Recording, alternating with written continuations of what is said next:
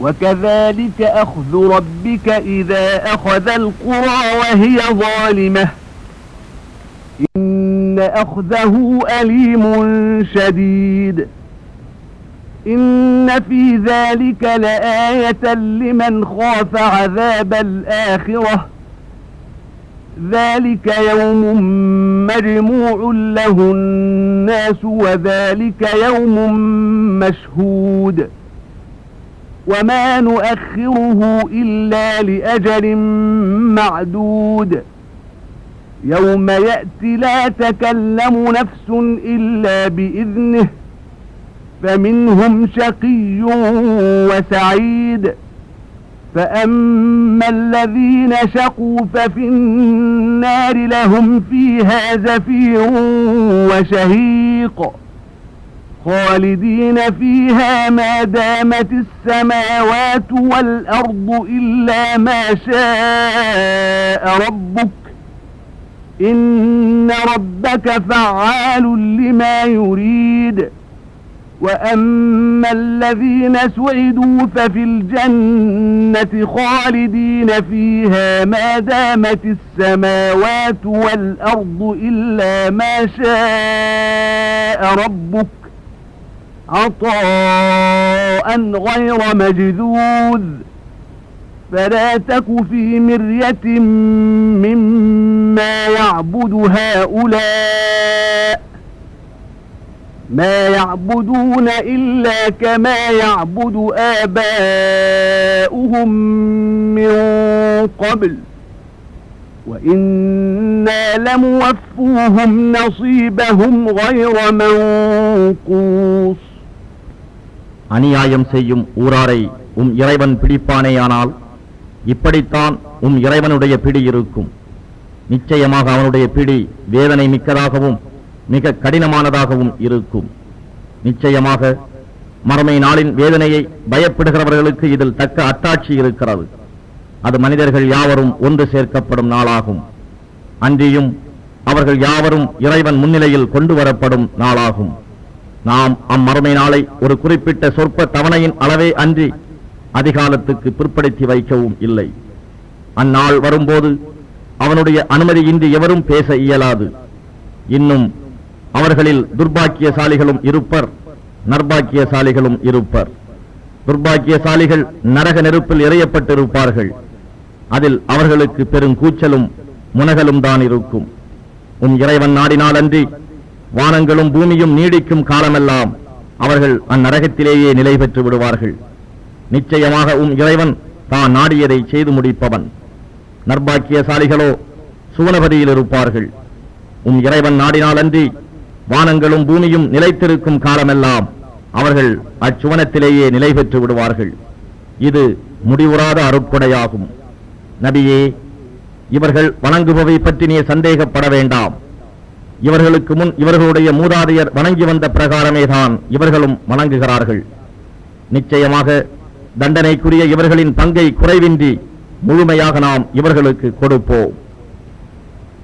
وَلَقَدْ آتَيْنَا مُوسَى الْكِتَابَ فَاخْتُلِفَ فِيهِ وَلَوْلَا كَلِمَةٌ سَبَقَتْ مِنْ رَبِّكَ لَقُضِيَ بَيْنَهُمْ وَإِنَّهُمْ لَفِي شَكٍّ مِّنْهُ مُرِيبٍ وَإِنَّ كُلًّا لَّمَّا لَيُوَفِّيَنَّهُمْ رَبُّكَ أَعْمَالَهُمْ إِنَّهُ بِمَا يَعْمَلُونَ خَبِيرٌ فَاسْتَقِمْ كَمَا أُمِرْتَ وَمَنْ تَابَ مَعَكَ وَلَا تَطْغَوْا إِنَّهُ بِمَا تَعْمَلُونَ بَصِيرٌ وَلَا تَرْكَنُوا إِلَى الَّذِينَ ظَلَمُوا فَتَمَسَّكُمُ النَّارُ وَمَا لَكُمْ مِنْ دُونِ اللَّهِ مِنْ أَوْلِيَاءَ ثُمَّ لَا تُنصَرُونَ وَأَقِمِ الصَّلَاةَ طَرَفَيِ النَّهَارِ وَزُلَفًا مِنَ اللَّيْلِ إِنَّ الْحَسَنَاتِ يُذْهِبْنَ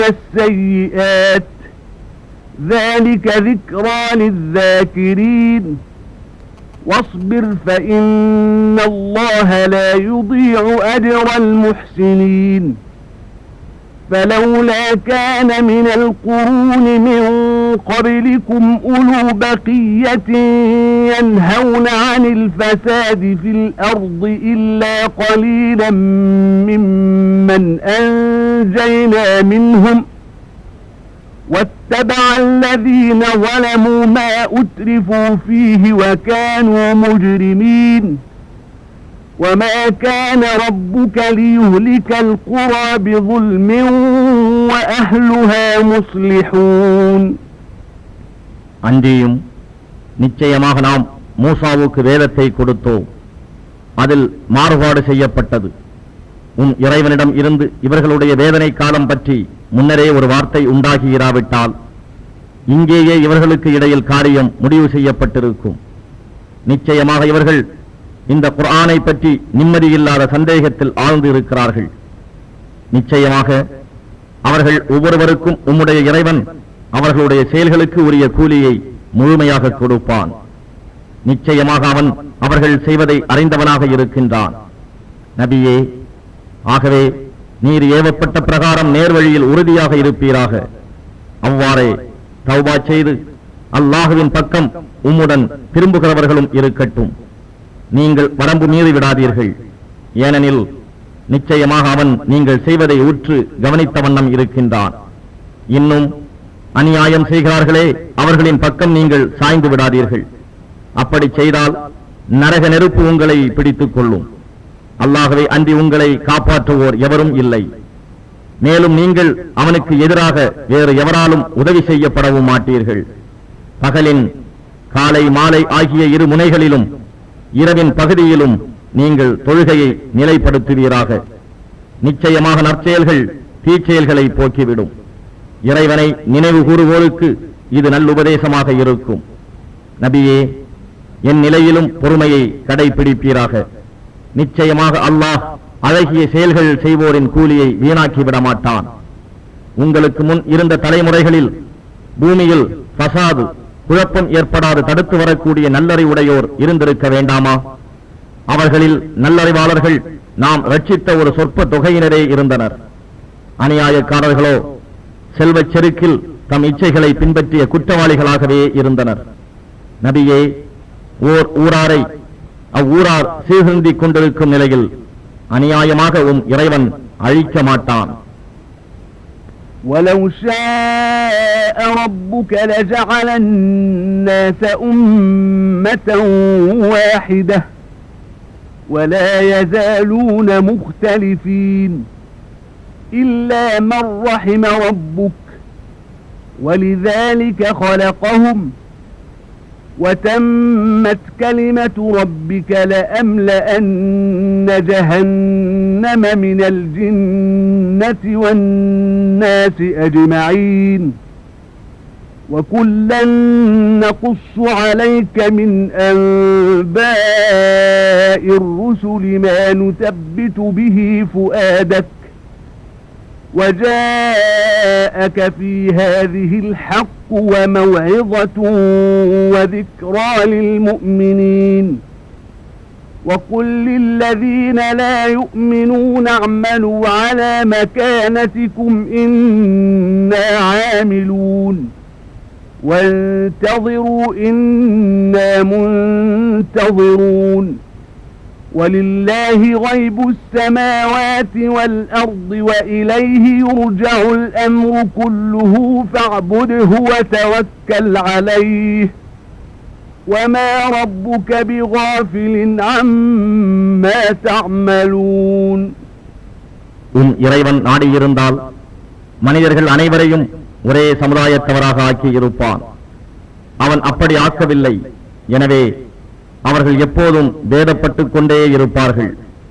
அவர்களில் உம்முடைய இறைவன் அருள் புரிந்தவர்களை தவிர இதற்காகவே அவர்களை படைத்திருக்கிறான். நிச்சயமாக நான் ஜின்கள் மனிதர்கள் ஆகிய யாவரை கொண்டும் நரகத்தை நிரப்புவேன் என்ற இறைவனுடைய வாக்கும் பூர்த்தியாகிவிடும். நம் தூதர்களின் வரலாறுகளிலிருந்து இவை யாவற்றையும் இதயத்தை திடப்படுத்துவதற்காக உமக்கு கூறினோம். இவற்றில் உமக்கு சத்தியமும் நல்லுபதேசமும் மூமீன்களுக்கு நினைவூட்டலும் இருக்கின்றன. நம்பிக்கை கொள்ளாதவர்களிடம் நபியே நீர் கூறுவீராக, நீங்கள் உங்கள் போக்கில் நடந்து கொள்ளுங்கள், நிச்சயமாக நாங்களும் எங்கள் போக்கில் செயல்படுகிறோம். நீங்களும் உங்கள் போக்கின் முடிவை எதிர்பார்த்துக் கொண்டிருங்கள், நாங்களும் அவ்வாறே எதிர்பார்த்துக் கொண்டிருக்கிறோம். வானங்களிலும் பூமியிலும் உள்ள மறைபொருள்கள் ரகசியங்கள் பற்றிய ஞானம் அல்லாஹுவுக்கே உரியது. அவனிடமே எல்லா கருமங்களும் முடிவு காண மீளும். ஆகவே அவனையே வணங்குங்கள், அவன் மீதே பரஞ்சாட்டி உறுதியான நம்பிக்கை வையுங்கள். நீங்கள் செய்பவை குறித்து இறைவன் பராமுகமாக இல்லை. பிஸ்மில்லாஹிர் ரஹ்மானிர் ரஹீம். அலிஃப் லாம் ரா. تلك آيات الكتاب المبين. إنا أنزلناه قرآنا عربيا لعلكم تعقلون. نحن نقص عليك أحسن القصص بما أوحينا إليك هذا القرآن وإن كنت من قبله لمن الغافلين. إذ قال يوسف لأبيه يا أبت إني رأيت 11 كوكبا والشمس والقمر رأيتهم لي ساجدين. قال يا بني لا تقصص رؤياك على إخوتك فيكيدوا لك كيدا إن الشيطان للإنسان عدو مبين. وكذلك يجتبيك ربك ويعلمك من تأويل الأحاديث ويتم نعمته عليك وعلى آل يعقوب كما أتمها على أبويك من قبل إبراهيم وإسحاق إن ربك عليم حكيم. அளவற்ற அருளாளனும் நிகரற்ற அன்புடையவனுமாகிய அல்லாஹுவின் திருப்பெயரால் துவங்குகின்றேன். அலிஃப் லாம் ரா. இவை தெளிவான இவ்வேதத்தின் வசனங்களாகும். நீங்கள் விளங்கிக் கொள்வதற்காக இதனை அரபி மொழியிலான குர்ஆனாய் நிச்சயமாக நாமே இறக்கி வைத்தோம்.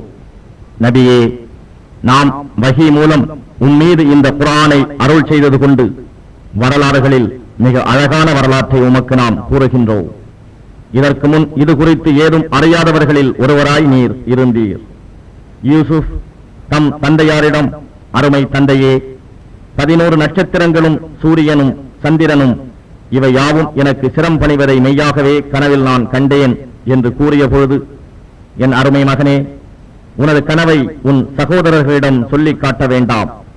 அவ்வாறு செய்தால் அவர்கள் உனக்கு தீங்கிழைக்க சதி செய்வார்கள். ஏனெனில் அவ்வாறு சதி செய்ய தூண்டும் ஷைத்தான் நிச்சயமாக மனிதனுக்கு பகிரங்க விரோதியாக இருக்கின்றான். இவ்வாறே உன் இறைவன் உன்னை தேர்ந்தெடுத்து கனவுகளின் விளக்கத்தை உனக்கு கற்றுக் கொடுத்து அவனுடைய அருளை உன்மீதும் யாக்கூபின் சந்ததியார் மீதும் நிரப்பமாக்கி வைப்பான். இதற்கு முன்னர் உன்னுடைய மூதாதையராகிய இப்ராஹிம், இஸ்ஹாக் ஆகிய இருவர் மீதும் தன் அருளை அவன் நிரப்பமாக்கி வைத்தது போல நிச்சயமாக உன் இறைவன் யாவற்றையும் நன்கு அறிந்தோனும் மிக்க ஞானமுடையோனுமாக இருக்கின்றான்.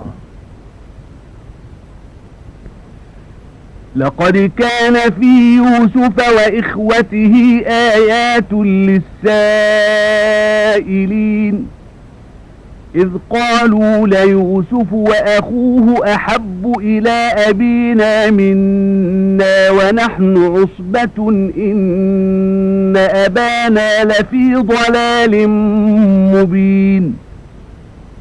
اقتلوا يوسف أو اطرحوه أرضا يخل لكم وجه أبيكم وتكونوا من بعده قوما صالحين. قال قائل منهم لا تقتلوا يوسف وألقوه في غيابة الجب يلتقطه بعض السيارة إن كنتم فاعلين. قالوا يا أبانا ما لك لا تأمنا على يوسف وإنا له لناصحون أرسله معنا غدا يرتع ويلعب وإنا له لحافظون قال إني ليحزنني أن تذهبوا به وأخاف أن يأكله الذئب وأنتم عنه غافلون قالوا لئن أكله الذئب ونحن عصبة إنا إذا لخاسرون. நிச்சயமாக யூசுஃபிடத்திலும் அவர்களுடைய சகோதரர்களிடத்திலும் சத்தியத்தை தேடுபவர்களுக்கு நிரம்ப படிப்பினைகள் இருக்கின்றன. யூசுஃபுடைய சகோதரர்கள் கூறினார்கள், யூசுஃபும் அவருடைய சகோதரரும் நம் தந்தைக்கு நம்மை விட அதிக பிரியமுள்ளவர்களாக இருக்கின்றனர். நாமோ பலமுள்ள கூட்டத்தினராக இருக்கின்றோம். நிச்சயமாக நம் தந்தை பகிரங்கமான வழிகேட்டிலேயே இருக்கின்றார் என்றும், யூசுஃபை கொண்டுவிடுங்கள் அல்லது அவரை தொலைவான ஒரு நாட்டில் எறிந்து விடுங்கள், அப்போது உங்கள் தந்தையின் கவனம் உங்கள் பக்கமே இருக்கும், இதன் பின் நீங்கள் நல்ல மனிதர்களாகி விடுவீர்கள் என்றும் கூறிய பொழுது அவர்களில் ஒருவர், நீங்கள் யூசுஃபை கொலை செய்யாதீர்கள், நீங்கள் அவரை ஏதாவது செய்தே ஆக வேண்டும் என்றால் அவரை ஓர் ஆழமான பாழுங்கிணற்றில் தள்ளிவிடுங்கள், அப்போது அவ்வழி செல்லும் பிரயாணிகளில் எவரேனும் சிலர் அவரை எடுத்துக்கொள்ளக் கூடும் என்று கூறினார். பிறகு தம் தந்தையிடம் வந்து, எங்கள் தந்தையே, யூசுஃபுடைய விஷயத்தில் நீங்கள் ஏன் எங்களை நம்புவதில்லை? மெய்யாகவே நாங்கள் அவருக்கு நன்மையை நாடுபவர்களாகவே இருக்கின்றோம். நாளைய தினம் அவரை எங்களுடன் அனுப்பி வையுங்கள், காட்டிலுள்ள கனிகளை புசித்துக் கொண்டும் விளையாடிக் கொண்டும் இருப்பார், நிச்சயமாக நாங்கள் அவரை பாதுகாத்துக் கொள்வோம் என்று கூறினார்கள். அதற்கு யாக்கூப், நீங்கள் அவரை அழைத்துச் செல்வது நிச்சயமாக என்னை கவலைக்குள்ளாக்குகிறது, மேலும் நீங்கள் அவரை கவனியாது பராமுகமாக இருக்கும் போது அவரை ஓனாய் பிடித்து தின்றுவிடுமோ என்று நான் பயப்படுகிறேன் என்று கூறினார். அதற்கு அவர்கள், நாங்கள் பலசாலிகளான ஒரு கூட்டமாக இருந்தும் அவரை ஓனாய் பிடித்து தின்றுவிடுமானால் நாங்கள் நஷ்டவாளிகளாய் நிச்சயமாய் ஆகியிருப்போம் என்று கூறினார்கள். فَلَمَّا ذَهَبُوا بِهِ وَأَجْمَعُوا أَن يَجْعَلُوهُ فِي غَيَابَةِ الْجُبِّ وَأَوْحَيْنَا إِلَيْهِ لَتُنَبِّئَنَّهُم بِأَمْرِهِمْ هَذَا وَهُمْ لَا يَشْعُرُونَ وَجَاءُوا أَبَاهُمْ عِشَاءً يَبْكُونَ قالوا يا أبانا إنا ذهبنا نستبق وتركنا يوسف عند متاعنا فأكله الذئب وما أنت بمؤمن لنا ولو كنا صادقين وجاءوا على قميصه بدم كذب قال بل سولت لكم أنفسكم أمرا فصبر جميل والله المستعان على ما تصفون. இவ்வாறாக அவர்கள் அவரை அழைத்துச் சென்று ஆழமான பாழங்கிணற்றில் தள்ளிவிட ஒன்று சேர்ந்து முடிவு செய்த போது, நீர் அவர்களின் இச்செயலை பற்றி அவர்களுக்கு ஒரு காலத்தில் உணர்த்துவீர், அது சமயம் அவர்கள் உம்மை அறிந்து கொள்ள மாட்டார்கள் என்று நாம் யூசுஃபுக்கு வஹி அறிவித்தோம். இன்னும் அவர்கள் அன்று பொழுது சாய்ந்ததும் தங்களுடைய தந்தையாரிடம் அழுது கொண்டே வந்தார்கள், எங்கள் தந்தையே, நாங்கள் யூசுஃபை எங்களுடைய சாமான்களிடத்தில் விட்டுவிட்டு ஓடியாடி விளையாடிக் கொண்டே வெகு தூரம் சென்று விட்டோம், அப்போது ஓனாய் அவரை பிடித்து தின்றுவிட்டது. ஆனால் நாங்கள் உண்மையே சொன்ன போதிலும் நீங்கள் எங்களை நம்பவே மாட்டீர்களே என்று கூறினார்கள். மேலும் தங்கள் கூற்றை மெய்ப்பிக்க யூசுஃபுடைய சட்டையில் பொய்யான இரத்தத்தை தடவிக்கொண்டு வந்திருந்தார்கள். இல்லை, உங்கள் மனம் ஒரு தீய காரியத்தை உங்களுக்கு அழகாக காண்பித்து விட்டது. எனவே எனக்கு இந்நிலையில் அழகிய பொறுமையை மேற்கொள்வதே நலமாக இருக்கும். மேலும் நீங்கள் கூறும் விஷயத்தில் அல்லாஹ்விடமே உதவி தேடுகிறேன் என்று கூறினார்.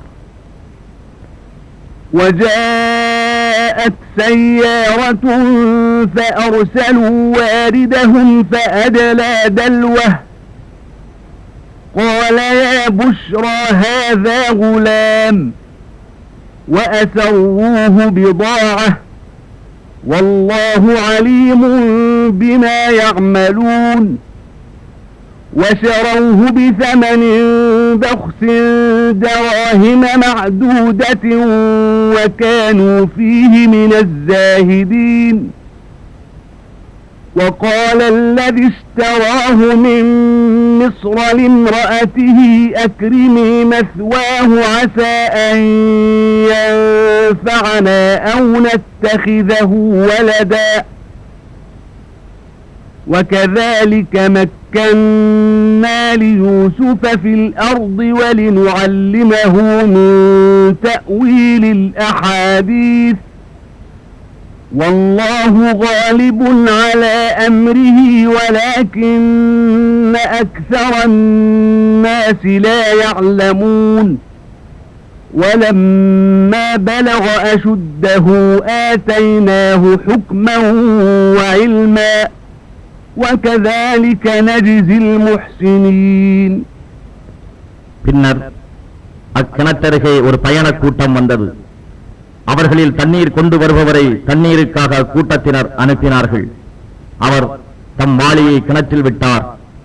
ஒரு நற்செய்தி, ஓர் அழகிய சிறுவன் என்று கூறினார். யூசுஃபை தூக்கி எடுத்து அவரை ஒரு வியாபார பொருளாக கருதி மறைத்து வைத்துக் கொண்டார்கள். ஆனால் அவர்கள் செய்ததையெல்லாம் அல்லாஹ் நன்கறிந்தவனாகவே இருக்கின்றான். இதற்குள் அவருடைய சகோதரர்கள் ஓடிவந்து அவரை மிகவும் குறைந்த சில எண்ணப்பட்ட வெள்ளி காசுகளுக்காக விற்று விட்டார்கள். அந்த அளவுக்கு அவர்கள் அவரை வெறுத்தவர்களாக இருந்தனர். யூசுஃபை மிஸ்ர் நாட்டில் வாங்கியவர் தம் மனைவியை நோக்கி, இவர் நம்மிடம் தங்குவதை சங்கையாக வைத்துக்கொள், ஒருவேளை இவர் நமக்கு மிக்க நன்மையை கொண்டு வரலாம், அல்லது இவரை நாம் நம் சுவீகார புத்திரனாக ஆக்கிக் கொள்ளலாம் என்று கூறினார். இவ்வாறு நாம் யூசுஃபுக்கு பூமியிலே தக்க வசதி அளித்தோம். இன்னும் நாம் அவருக்கு கனவுகளுக்கு பயன் கூறுவதையும் கற்றுக் கொடுத்தோம். அல்லாஹ் தான் நாடிய காரியத்தில் வெற்றியாளனாக இருக்கிறார். ஆனால் மக்களில் பெரும்பாலோர் இதனை அறிந்து கொள்ள மாட்டார்கள். அவர் தம் வாலிபத்தை அடைந்ததும் அவருக்கு நாம் ஞானத்தையும் கல்வியையும் கொடுத்தோம். இவ்வாறே நன்மை செய்வோருக்கு நாம் நற்கூலி வழங்குகின்றோம்.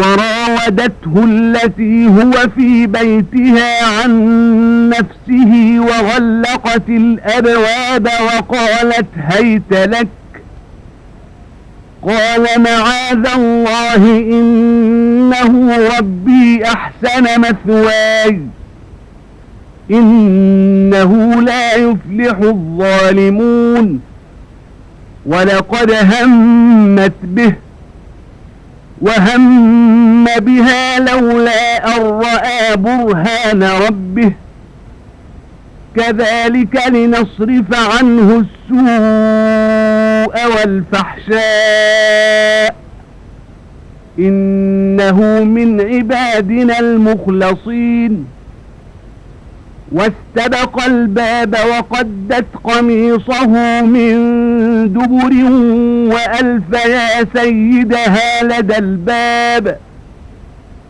قالت ما جزاء من أراد بأهلك سوءا إلا أن يسجن أو عذاب أليم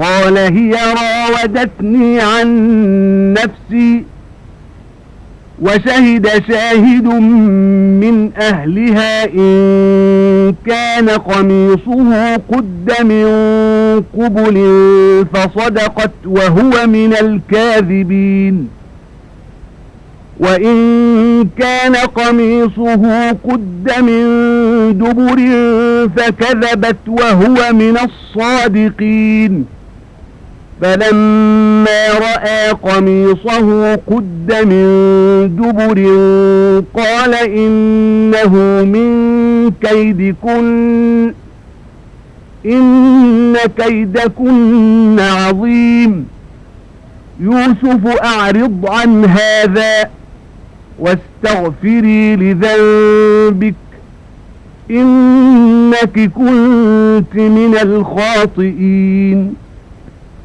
அவர் எந்த பெண்ணின் வீட்டில் இருந்தாரோ அவள் அவர் மீது விருப்பம் கொண்டு கதவுகளை தாழிட்டுக் கொண்டு தன் விருப்பத்திற்கு இணங்குமாறு வாரும் என்று அழைத்தாள். அதற்கு அவர் மறுத்து, அல்லாஹ் இத்தீய செயலில் இருந்து என்னை காத்தருள்வானாக. நிச்சயமாக உன் கணவர் என் எஜமானர் எனக்கு இந்த இடத்தை அழகாக கண்ணியமாக வைத்திருக்கிறார். அநியாயம் செய்பவர்கள் நிச்சயமாக வெற்றி பெற மாட்டார்கள் என்று சொன்னார். ஆனால் அவளோ அவரை திடமாக விரும்பினாள். அவரும் தம் இறைவனின் ஆதாரத்தை கண்டிராவிட்டால் அவள் மீது விருப்பம் கொண்டே இருப்பார்.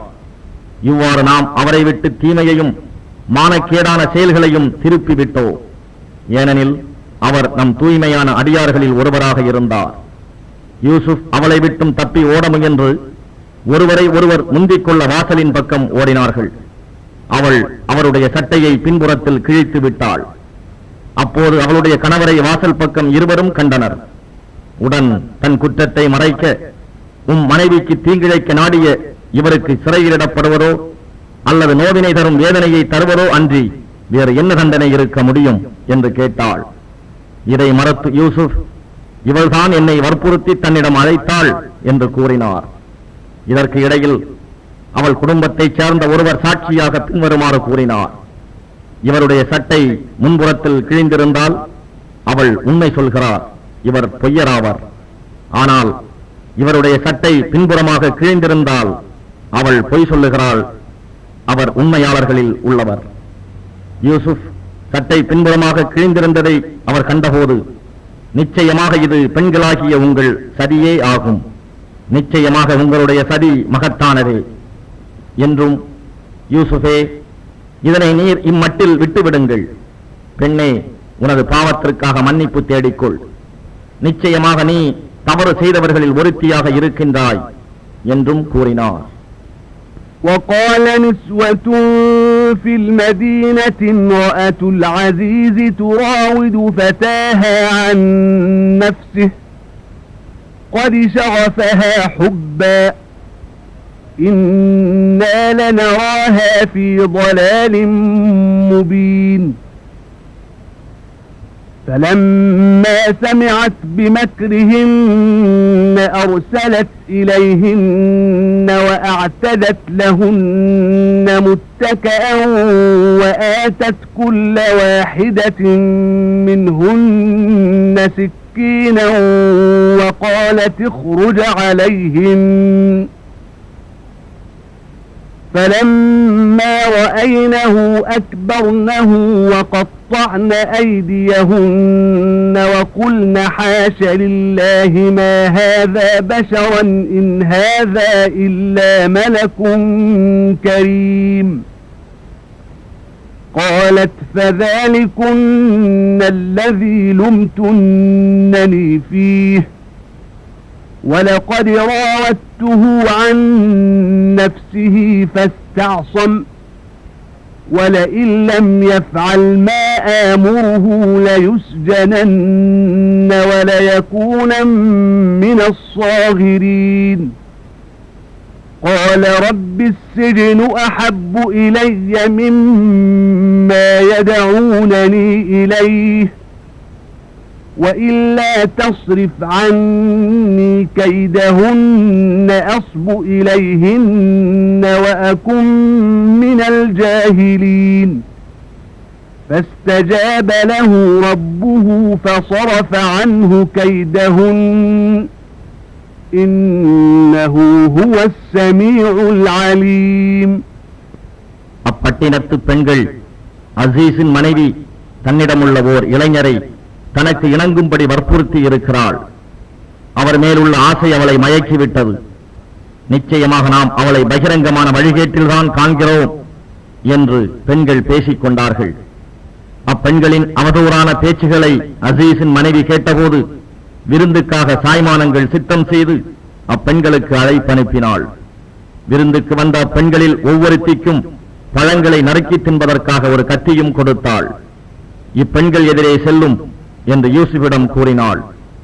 அப்பெண்கள் அவரை பார்த்ததும் அவர் அழகில் மயங்கி அவரை மிக மேன்மையாக கண்டார்கள். அவர் அழகில் மெய் மறந்து தம் கைகளையும் வெட்டிக் கொண்டனர். அல்லாஹ் நம்மை காப்பானாக. இவர் மனிதரே அல்லர், இவர் மேன்மைக்குரிய ஒரு மலக்கே அன்றி வேறில்லை என்று கூறினார்கள். அதற்கு அவள், நீங்கள் எவர் சம்பந்தமாக என்னை நிந்தித்தீர்களோ அவர்தான் இவர். நிச்சயமாக நான் அவரை என் விருப்பத்திற்கு இணங்கும்படி வற்புறுத்தினேன். ஆனால் அவர் மன உறுதியுடன் தம்மை காத்துக் கொண்டார். இனியும் அவர் நான் இடும் கட்டளைக்கு இணங்கி நடந்து கொள்ளாவிட்டால் சிறையில் தள்ளப்படுவார். மேலும் அவர் சிறுமை அடைந்தவர்களில் ஒருவராகவும் ஆகிவிடுவார் என்று சொன்னாள். அதற்கு அவர், இறைவனே, இவர்கள் என்னை எதன் பக்கம் அழைக்கிறார்களோ அத்தீயதை விட சிறைக்கூடமே எனக்கு அதிக விருப்பமுடையதாகும். இவர்களின் சதியை விட்டு நீ என்னை காப்பாற்றவில்லையானால் நான் இவர்கள் வாழ் சாய்ந்து பாவத்தால் அறிவில்லாதவர்களில் ஒருவனாகி விடுவேன் என்று பிரார்த்தித்தவராக கூறினார். எனவே அவருடைய இறைவன் அவருடைய பிரார்த்தனையை ஏற்றுக்கொண்டான். அப்பெண்களுடைய சதியை அவரை விட்டு நீக்கிவிட்டான். நிச்சயமாக அவன் யாவற்றையும் கேட்பவனாகவும் நன்கு அறிபவனாகவும் இருக்கின்றான்.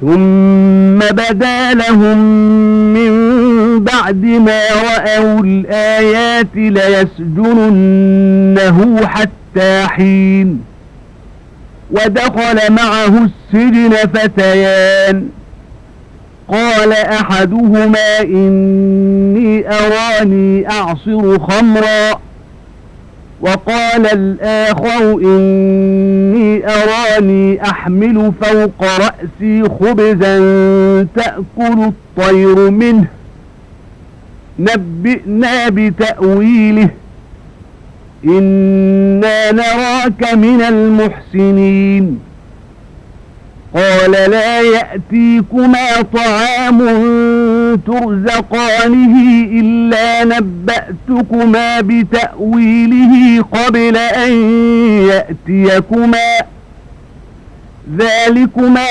مما علمني ربي إني تركت ملة قوم لا يؤمنون بالله وهم بالآخرة هم كافرون واتبعت ملة آبائي إبراهيم وإسحاق ويعقوب ما كان لنا أن نشرك بالله من شيء ذلك من فضل الله علينا وعلى الناس ولكن أكثر الناس لا يشكرون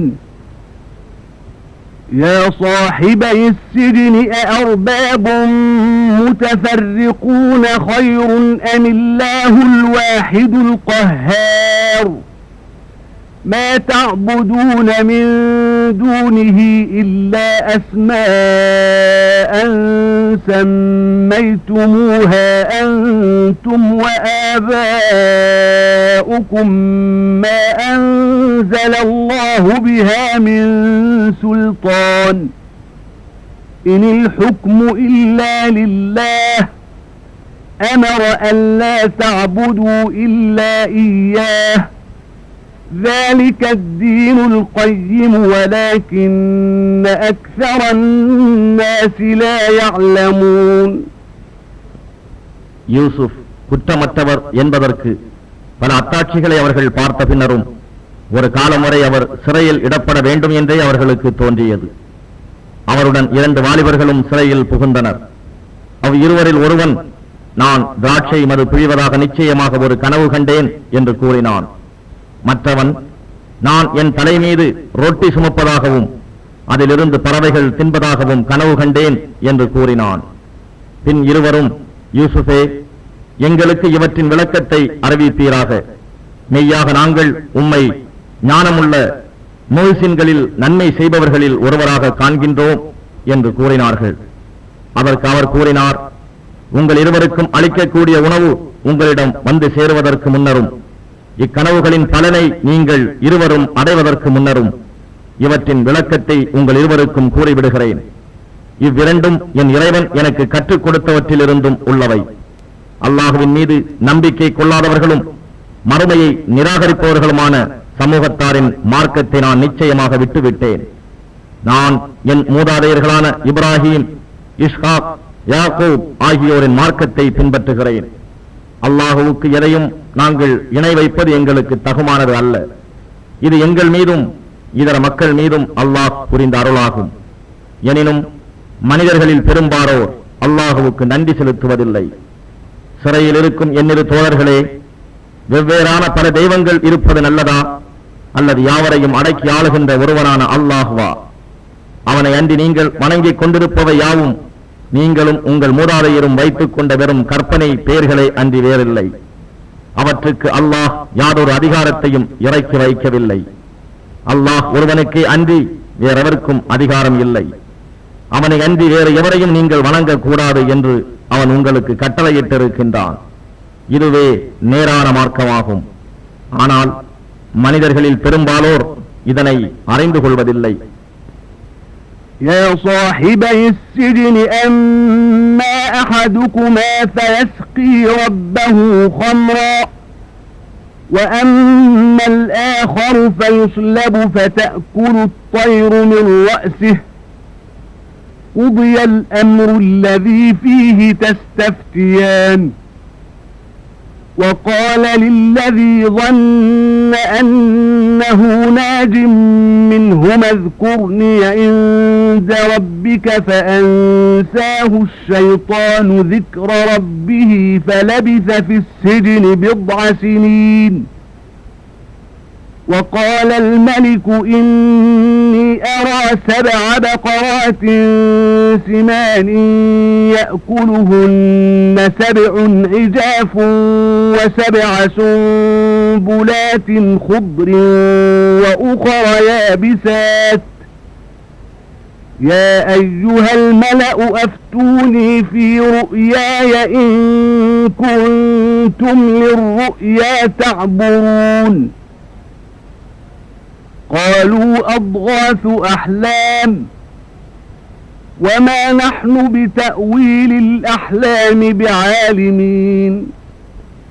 சிறையில் இருக்கும் என் இரு தோழர்களே, உங்கள் கனவுகளின் பலனாவன.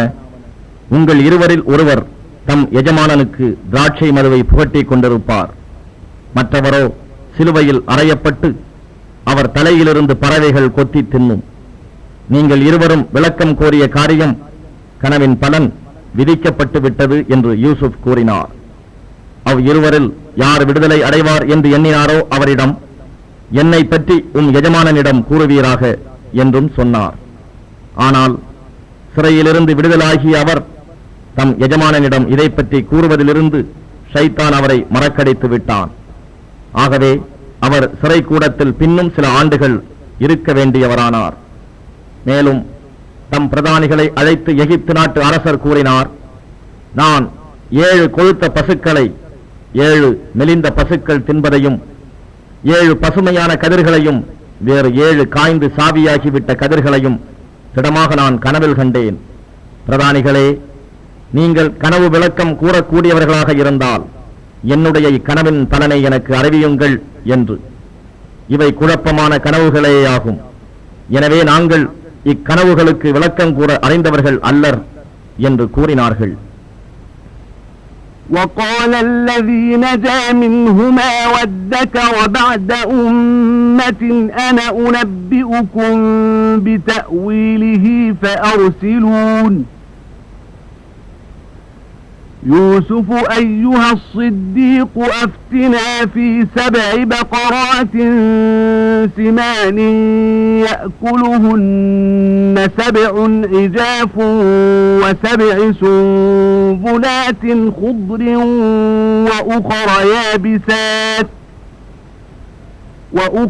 يابسات لعلي أرجع إلى الناس لعلهم يعلمون قال تزرعون 7 سنين دابا فما حصدتم فذروه في سنبله إلا قليلا مما تأكلون ثم يأتي من بعد ذلك 7 شداد يأكلن ما قدمتم لهن إلا قليلا مما تحصنون ثم يأتي من بعد ذلك عام فيه يغاث الناس وفيه يعصرون وقال الملك ائتوني به فلما جاءه الرسول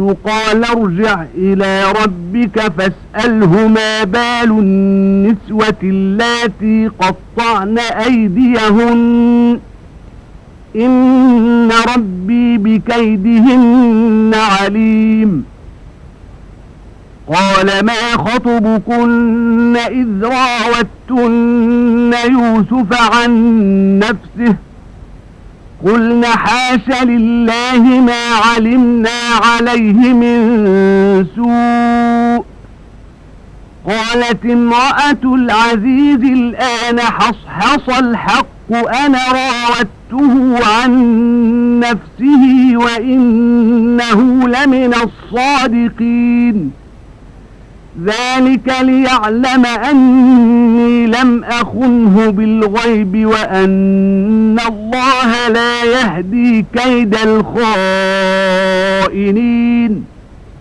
وما أبرئ نفسي إن النفس لأمارة بالسوء إلا ما رحم ربي إن ربي غفور رحيم அவ்விருவரில் சிறையிலிருந்து விடுதலை அடைந்திருந்தவர் நீண்ட காலத்துக்கு பின்னர் யூசுஃபை நினைவு கூர்ந்து, இக்கனவின் விளக்கத்தை நான் உங்களுக்கு அறிவிப்பேன், என்னை யூசுஃபிடம் அனுப்பி வையுங்கள் என்று சொன்னார்.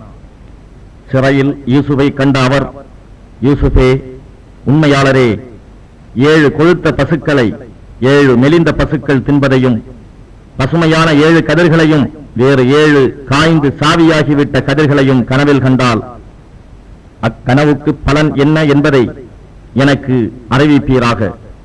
மக்கள் அறிந்து கொள்வதற்காக அவர்களிடம் திரும்பி போய் சொல்ல வேண்டி இருக்கிறது என்று கூறினார். நீங்கள் தொடர்ந்து 7 ஆண்டுகளுக்கு நல்லபடியாக விவசாயம் செய்வீர்கள். பிறகு நீங்கள் அறுவடை செய்த விளைச்சலில் நீங்கள் உண்பதற்கு வேண்டிய ஒரு சிறிய அளவை தவிர அதனை அதற்குரிய கதிர்களிலேயே விட்டு வையுங்கள். பின்னும் அதற்கு அப்பால் கடினமான பஞ்சத்தை உடைய வருடங்கள் 7 வரும். நீங்கள் பத்திரப்படுத்தி முன்னமேயே வைத்திருப்பதில் சொற்ப அளவை தவிர மற்றவை அவை அந்த பஞ்ச ஆண்டுகள் தின்றுவிடும். பின்னும் அதற்கு அப்பால் ஓராண்டு வரும். அதில் மக்களுக்கு நல்ல மழை பெய்யும். அதில் விளையும் கனிகளிலிருந்து அவர்கள் பழரசங்கள் பிழிந்து சுகமாக இருப்பார்கள் என்று கூறினார். இவ்விவரம் அரசருக்கு அறிவிக்கப்பட்டதும் அவரை என்னிடம் அழைத்து வாருங்கள் என்று அரசர் கூறினார். அவருடைய தூதர் யூசுஃபிடம் வந்தபோது அவர், நீர் உம் எஜமானரிடம் திரும்பிச் சென்று தம் கைகளை வெட்டிக் கொண்ட பெண்களின் உண்மை நிலை என்ன என்று அவரிடம் கேளும். நிச்சயமாக என் இறைவன் அப்பெண்களின் சதியை நன்கு அறிந்தவனாக இருக்கின்றான் என்று கூறினார். இவ்விவரம் அறிந்த அரசர் அப்பெண்களை அழைத்து, நீங்கள் யூசுஃபை உங்கள் விருப்பத்திற்கு இணங்குமாறு அழைத்த போது உங்களுக்கு நேர்ந்தது என்ன என்று கேட்டார். அதற்கு அப்பெண்கள், அல்லாஹ் எங்களை காப்பானாக, நாங்கள் அவரிடத்தில் யாதொரு கெடுதியையும் அறியவில்லை என்று கூறினார்கள். அசீசுடைய மனைவி, இப்பொழுது எல்லோருக்கும் உண்மை வெளிப்பட்டு விட்டது. நான் தான் இவரை என் விருப்பத்திற்கு இணங்குமாறு வற்புறுத்தினேன். ஆனால் நிச்சயமாக அவர் உண்மையாளர்களில் உள்ளவர் என்று கூறினாள். அப்பொழுது யூசுப் கூறினார், இவர்கள் தண்டிக்கப்பட வேண்டும் என்பது கருத்தல்ல. இவ்விசாரணையை நான் விரும்பியதன் காரணம், நிச்சயமாக அவர் என் எஜமானர் இல்லாத போது அவருக்கு நான் துரோகம் செய்யவில்லை என்பதை அவர் அறிந்து கொள்வதுடன், நிச்சயமாக அல்லாஹ் துரோகிகளின் சதியை நடைபெற விடுவதில்லை என்பதை அறிவிப்பதற்காகவுமே ஆகும். அன்றியும் என் மனதை பாவத்தை விட்டும் பரிசுத்தமாக்கிவிட்டதாகவும் கூற இல்லை. ஏனெனில் மன இச்சையானது தீமையை தூண்டிவிடக்கூடியதாக இருக்கிறது. என் இறைவன் அருள் புரிந்தாலன்றி நிச்சயமாக என் இறைவன் மிக்க மன்னிப்பவனாகவும் அருளாளனாகவும் இருக்கின்றான் என்றும் கூறினார்.